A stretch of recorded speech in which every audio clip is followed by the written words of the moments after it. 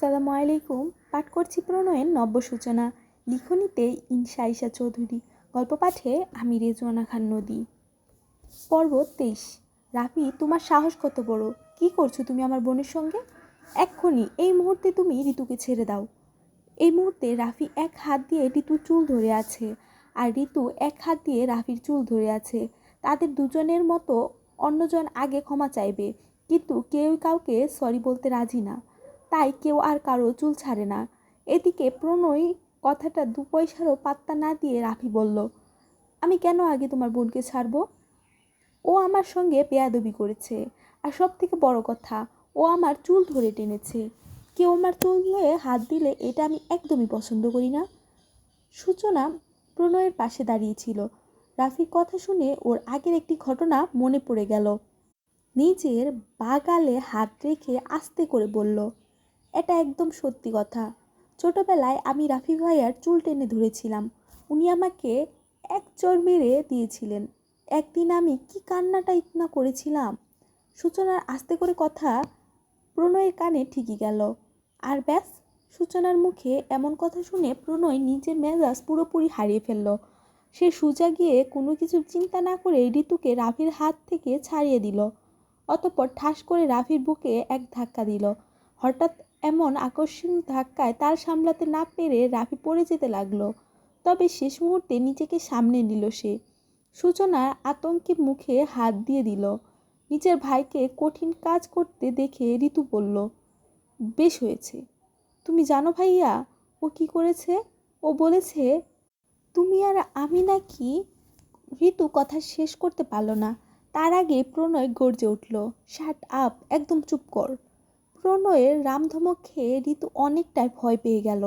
আচ্ছা যাই হোক, রামধমকটা হচ্ছে বড় আকারের ধমক। রাফি ভালোভাবে দাঁড়িয়ে রাগী দৃষ্টিতে প্রণয়ের দিকে তাকিয়ে রইল। সুপ্তি তৎক্ষণাৎ এগিয়ে এসে ঋতুর হাত ধরল। তারপর বলল, কি হয়েছে এখানে? আর এই লোকটার সঙ্গে আবার কিভাবে ঝামেলা হলো? এইসব কর্মকাণ্ডে প্রণয় প্রচণ্ড পরিমাণে ক্ষেপে আছে, কিন্তু সুপ্তির মুখে আবার ঝামেলা কথাটা শুনে সে অবাক হয়ে গেল। আবার ঝামেলা মানে? প্রণয় সুপ্তির দিকে তাকিয়ে শক্ত গলায় বলল, আবার ঝামেলা মানে আসলে রাফি আর ঋতুর সঙ্গে কি হয়েছিল? প্রণয়ের এমন রূপ বাড়ির মানুষ বহু বছর পর দেখেছে। কারণ প্রণয় যেমন শান্ত স্বভাবের মানুষ, তেমনই রেগে গেলে তার মেজাজ ভীষণ খারাপ হয়ে যায়, আর সেই রাগ সহজে ভাঙেও না। বাড়ির প্রত্যেকে প্রণয়ের রাগকে ভীষণ ভয় পায়। সুপ্তি কিছু বলছে না দেখে প্রণয় চিৎকার করে বলে উঠল, Supti, I am asking you something. প্রণয়ের এমন ধমকানিতে সুপ্তির হাত থেকে ওর নোট খাতাগুলো নিচে পড়ে গেল। সূচনা এগিয়ে এসে প্রণয়ের এক বাহুতে হাত রেখে বলল, আপনি এত চিৎকার করছেন কেন? প্রণয় এবার সুপ্তি আর ঋতু দুজনের উদ্দেশ্যে বলল, আমি কিছু জিজ্ঞেস করছি। তোরা দুজন নিজেদের মুখ বন্ধ করে রেখেছিস কেন? আর কি এমন হয়েছে যে তোরা এমন জঘন্যভাবে মারামারি করছিলি? সুপ্তি ছলছল নয়নে প্রণয়ের দিকে তাকিয়ে বলল, আসলে একদিন আগে আমি আর ঋতু একটা জায়গায় যাচ্ছিলাম। তখন আমাদের গাড়ির সঙ্গে ওনার গাড়ি একটা ছোটোখাটো অ্যাক্সিডেন্ট হয়। রাফির দিকে ইশারা করে সে আবার বলল, তারপর ঋতু ওর সঙ্গে ঝগড়া করে। পরবর্তীতে ঝামেলা বাড়লে উনি ঋতুর মাথায় এক বোতল পানি ঢেলে দিয়েছিল। সব ঘটনা শুনে প্রণয় সুপ্তি আর ঋতুর দুজনকে বকা দিয়ে বলল, এত কিছু হয়ে গেছে অথচ আমাকে জানানোর প্রয়োজন বোধ করিসনি তোরা দুজন। প্রণয়ের কথা শুনে সুপ্তি আর ঋতু দুজনেই মন খারাপ হয়ে গেল। সুপ্তি কিছু বলতে চেয়েছিল, কিন্তু ভয়ে আর কিছু বলতে পারল না। ও টুট কেঁপে উঠল। এদিকে সোহেল কোনো দিকে না তাকিয়ে শুধু সুপ্তির দিকেই তাকিয়ে আছে। মেয়েটা এত ভদ্র, এখন কতটা ইনোসেন্ট দেখাচ্ছে সুপ্তিকে। আর কি সুন্দর আস্তে আস্তে এই পুরোটা ঘটনা কথা বলছে।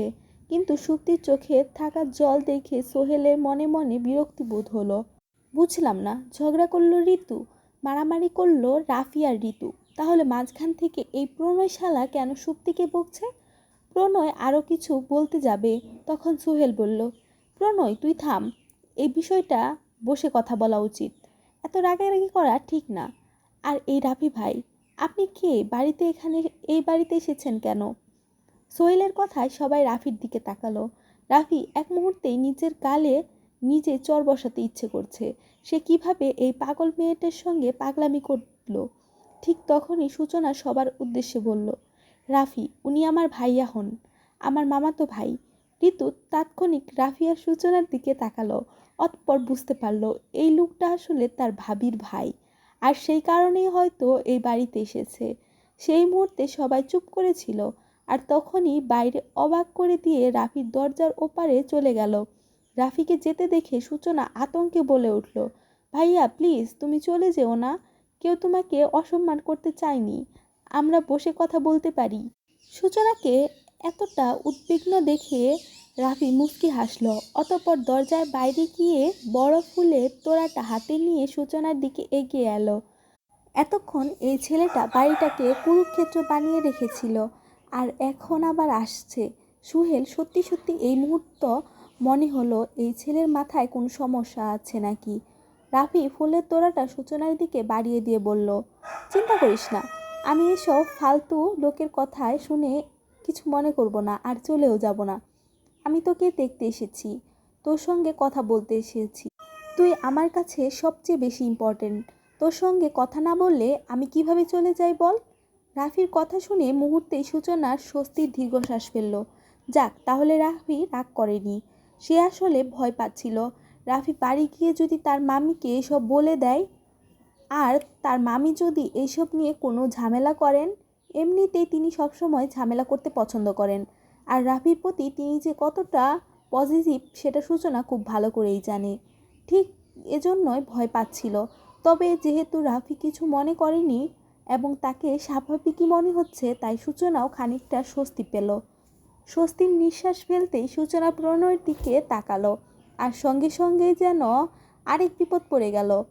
এই মুহূর্তে প্রণয় ওর দিকে এমনভাবে তাকিয়ে আছে যেন এখনই চোখের দৃষ্টিতে সূচনাকে গিলে খাবে। অস্বস্তিতে সূচনার দৃষ্টি সরিয়ে রাখলো রাফির হাত থেকে ধরা ফুলের তোড়াটার দিকে। ফুলের তোড়াটা বেশ বড়, পুরো তোড়া জুড়ে সাদা গোলাপ। ছোটবেলায় সূচনা সাদা গোলাপ ভীষণ পছন্দ করত।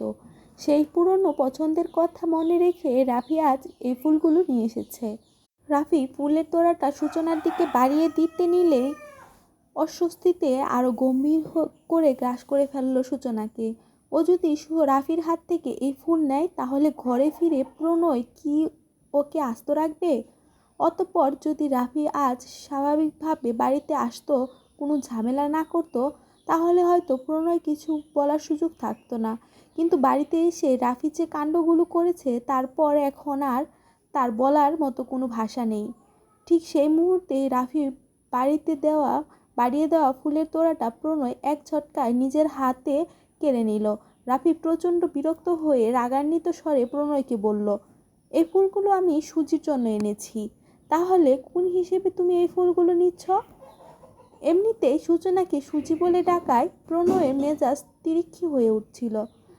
তার পিচি বউটাকে অন্য কেউ সুজি বলে ডাকবে, ওর নাম নিয়ে সুজি নিজের ভেতরটা জ্বলতে থাকা ক্রোধটাকে কোনো মতে সংযত করতে প্রণয় ফুলগুলোর দিকে তাকিয়ে বলল, ফর ইউ কাইন্ড ইনফরমেশন, সূচনা এই ফুল একদমই পছন্দ করে না।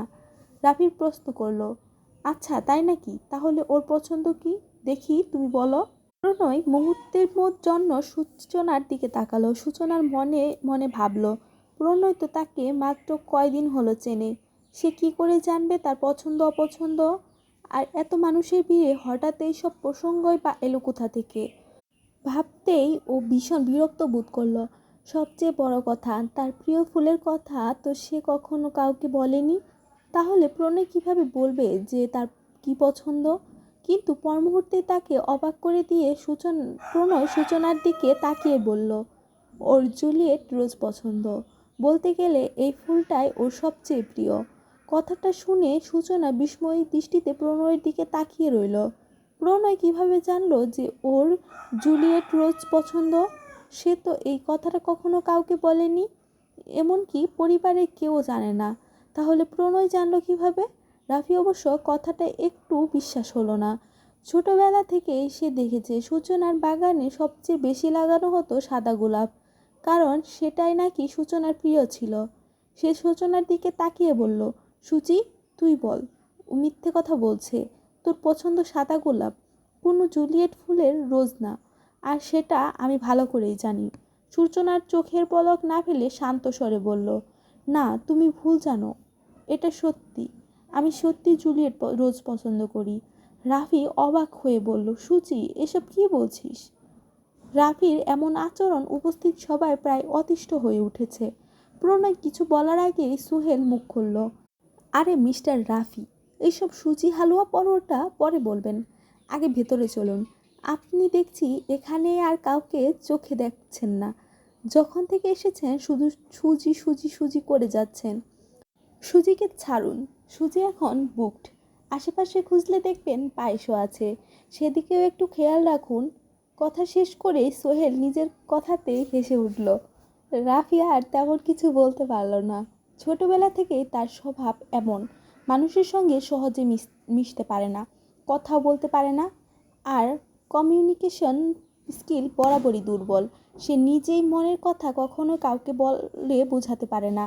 কথাটা দুঃখের হোক বা সুখের হোক, সে কখনোই কাউকে কোনো কিছু বলতে পারে না।